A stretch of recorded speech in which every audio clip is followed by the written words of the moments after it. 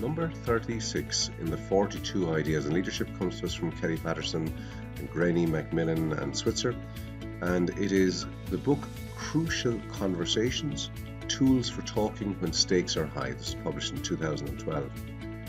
And they define a crucial conversation as one where the stakes are very high, you've got different opinions, and there are strong emotions running through this particular conversation. And in these cases, they argue that the emotional part of your brain takes over and that you are not reasoning. So if you were actually using the reasoning part of your brain, there probably wouldn't be any problems with this conversation. The problem is the emotional part takes over. So there are three different ways for dealing with a conversation like this. You can avoid this kind of conversation because of the stress it creates you.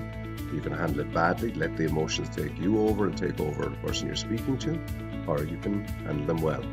Handling them well involves 5 different elements. It means creating a safe environment, it means creating a shared pool of meaning, sharing information, having a shared purpose, and this will lead to better choices, and also, of course, decisions that you take as a result of this process will lead to commitment and action. You have to ask some key questions to start off. The main one here is very definitely, what do you actually want for yourself? And now this means that the reasoning part of your brain will kick back in, and it will help to create focus because you start asking direct questions that are challenging you and forcing you to kind of calm your emotions down. They also tell you should avoid the sucker choice, which is how do I either keep my employee happy or fire them? And instead of having that kind of choice, it's a case of, well, how can I keep my employee and get them to do the job that I need them to do? Then the next thing they talk about is creating a safe environment. That very often these crucial conversations break down because of the emotions, and the emotions are not only just because of the content, because of the conditions, where you're having the conversation, when you're having the conversation. And as a result, sometimes people go with silence or violence. Silence would be where they cover it up, maybe with sarcasm, or they avoid the conversation by talking to you, but avoiding these issues, or they withdraw. Controlling is you or them go directly to ordering or insulting the other person or attacking them. And you also have to be careful of your own body language and what you are indicating to them, your behaviors, the emotions that you're showing them, and how you act under stress. So you also have to observe yourself in these cases. Now, creating a mutual purpose is using the crib model. This is where you actually want to have a mutual purpose for both of you. It means you recognize the purpose behind the strategy that you're using. What is it that you really want, and what is it that they really want? And then you might have to work together to create a mutual purpose where both of you have this purpose, or all of you in the conversation have this purpose moving forward, and even then to think about different ways to communicate this to each other and to communicate what your purpose is and how to deal with this, and how to deal with solutions as well for the situation. And then the shared pool of meaning. The idea here is that the more information both of you have about the other's ways of reasoning and how the other people have interpreted the facts and what facts both sides have, then the easier it is to take a good decision based on the real facts.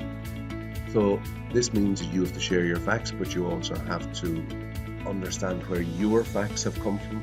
You have to ask for their path, and their path means from the story they now have in their head back to where the original facts are that they have. You talk tentatively, which means that you are not saying that your truth is the only truth. It's saying that this is your version of them based on your interpretation of the facts. And then you encourage testing. So even though you have laid out your version of the facts and your interpretation of them, you also invite them to give them their version. And you have to be prepared to change. Maybe as you discover more information, you realize that they're actually they're right, or that they know more than you about this particular situation. This means that you have to listen, asking them, mirroring their body language and their language, paraphrasing them, and then priming in a situation where you start to label possible ideas and then ask them if they agree with that or if that's exactly what they are thinking. And then we're moving to action and we're deciding how to decide. So the first step here is recognizing that just by having a dialogue does not mean that you're taking a decision. So at the end of all of this communication, where you've created a safe environment and you're sharing the information, you've got a shared purpose, you have to clarify everything at the end so that everybody knows what was talked about and also decided. This avoids false expectations or inaction, and you have to decide who is doing it or what are they doing, etc.